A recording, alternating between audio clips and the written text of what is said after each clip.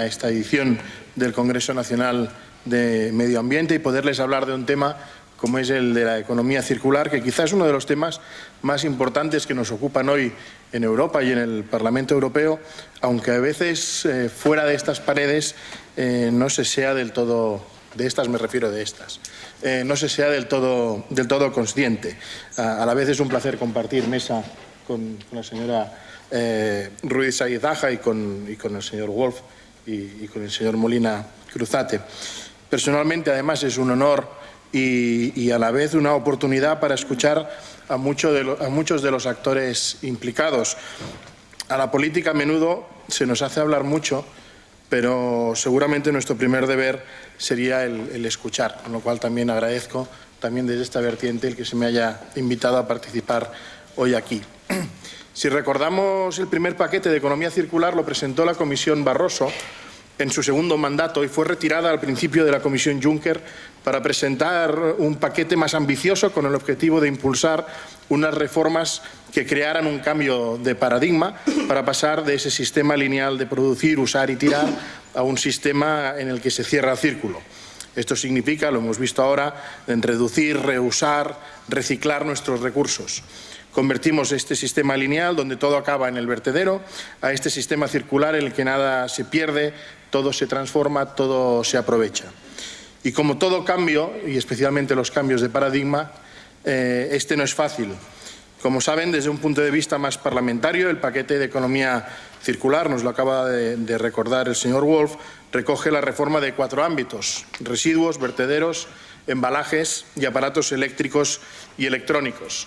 Pero el paquete de economía circular alcanza más allá y recoge también, por ejemplo, modificaciones sobre la reutilización de los recursos de los que disponemos, así como también, por poner otro ejemplo, el ámbito del uso de los fertilizantes en la agricultura, tal y como aparecen en el plan de acción de la Comisión. Para que vean la complejidad de este expediente en términos parlamentarios, piensen que la votación en la Comisión de Medio Ambiente, Salud Pública y Seguridad Alimentaria, que es la comisión que se ocupa del fondo de este informe, estaba prevista para el pasado 8 de noviembre, pero finalmente se ha pospuesto hasta, en principio, la reunión de la Comisión de Medio Ambiente del próximo 23 y 24 de enero. Y aún está por confirmar en qué fecha podrá ir al plenario. Esperamos que pueda ser ya en marzo. Los grandes grupos del Parlamento, tanto el Partido Popular Europeo, Demócrata Cristiano, del que formo parte, así como el Grupo de los Socialistas y Demócratas Europeos, hemos tenido que formar nuestros propios comités técnicos para discutir el fondo de la cuestión, las enmiendas, casi 2000, presentadas, así como la forma de poder llegar a acuerdos de compromiso entre los principales grupos de la Cámara para que la tramitación legislativa del paquete de economía circular sea un verdadero éxito, en el sentido de que pongamos a disposición de la sociedad europea los instrumentos necesarios para hacer real este cambio de paradigma. Debemos dejar clara una cosa: estamos hablando de un cambio de modelo económico que pasa por un consumo responsable con el medio ambiente, una economía más justa y una responsabilidad compartida tanto por el productor como por el consumidor.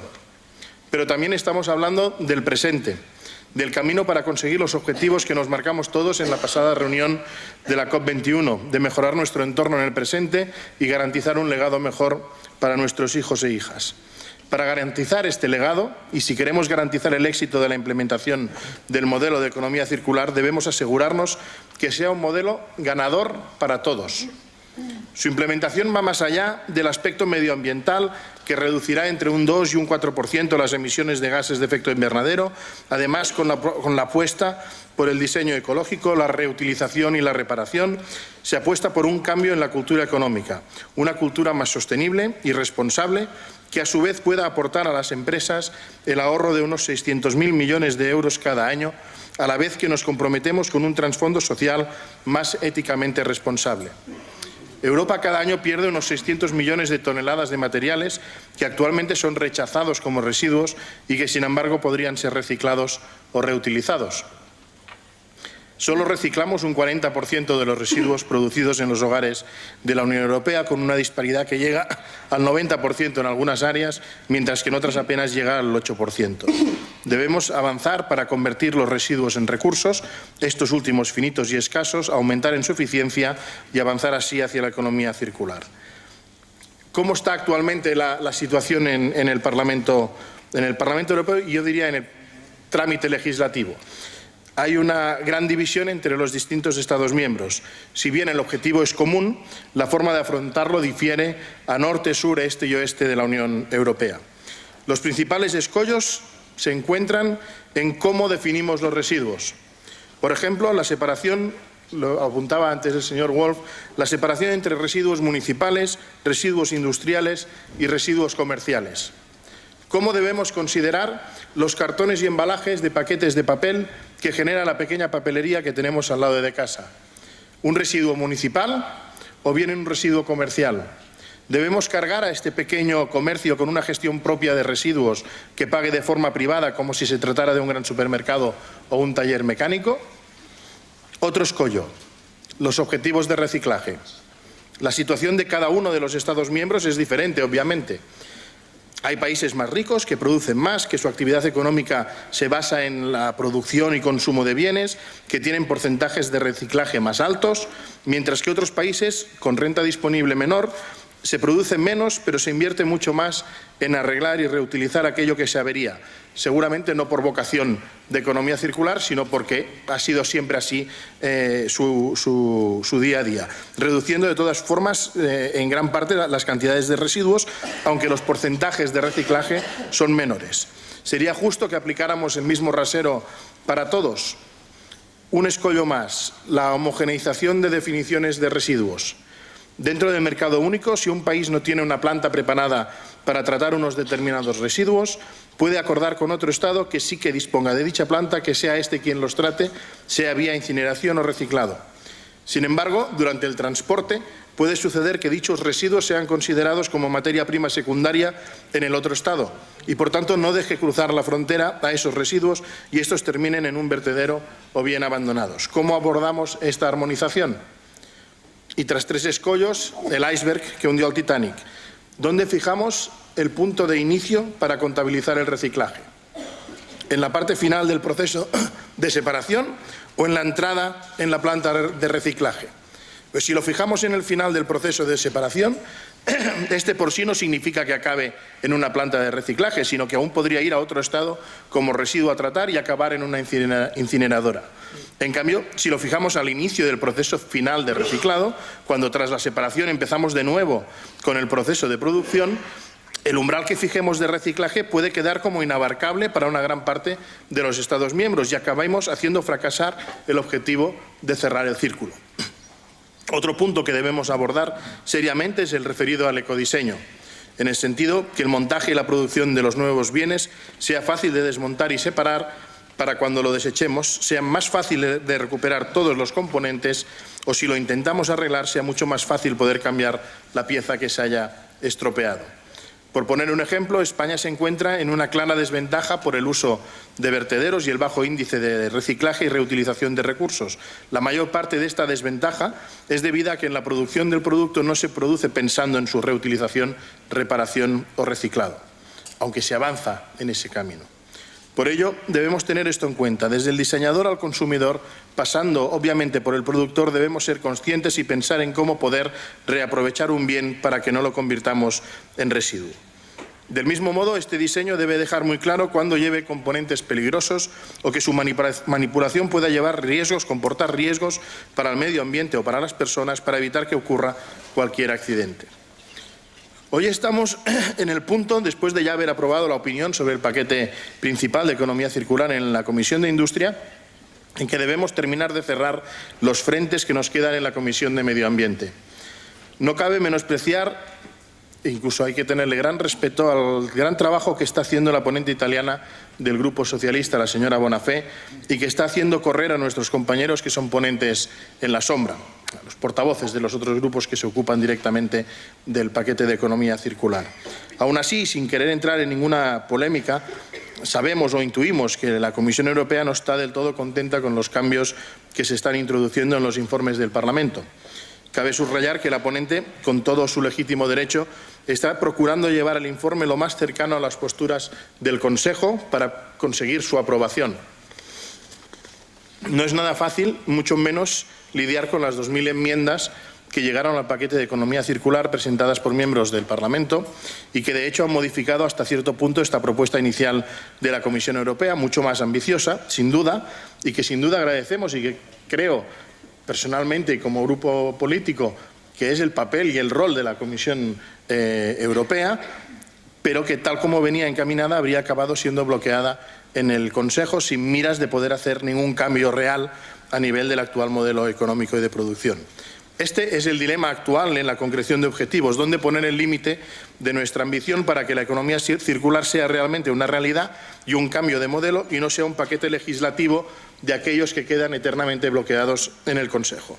Debemos ser capaces de aproximar desde el inicio las posturas de las instituciones de codecisión para que este cambio sea realmente un éxito, siempre con la voz de la conciencia, si me permiten, de la Comisión Europea, que nos marca objetivos siempre más ambiciosos. En estos debates ha sido muy útil también que durante la consulta pública del paquete de economía circular hecha por la Comisión Europea se recibieran alrededor de 1.500 respuestas, aportaciones que reflejan las variadas opiniones de las principales partes interesadas, tanto desde el sector privado como por parte de personas físicas, organizaciones de la sociedad civil y autoridades públicas. Sus aportaciones, seguro, que han inspirado el trabajo preparatorio del Plan de Acción de Economía Circular y se reflejan, por ejemplo, en la elección de los sectores prioritarios. Además, muchas de estas inquietudes han quedado reflejadas tanto en los intercambios de puntos de vista que hemos tenido, tanto en las comisiones como también en reuniones bilaterales que hemos tenido en Bruselas como en nuestras circunscripciones, y así se han trasladado en la medida de lo posible a través de estas 2.000 enmiendas que les comentaba anteriormente.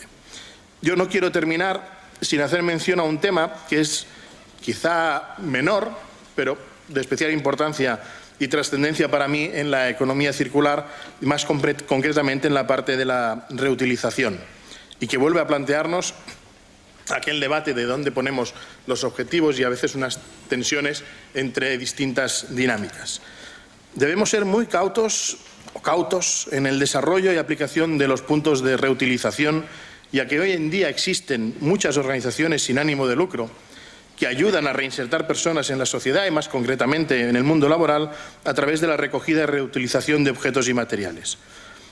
Sin embargo, si damos carta blanca a las grandes empresas, que no son rival para estas organizaciones que ya están trabajando y dando posibilidades a personas especialmente vulnerables, podríamos crear una nueva brecha que distanciara aún más nuestra sociedad. Debemos velar para que el progreso que esta iniciativa de economía circular, que debe crear nuevos empleos, ayude también de forma directa a personas con más riesgo, que nos una y cohesione más nuestra sociedad.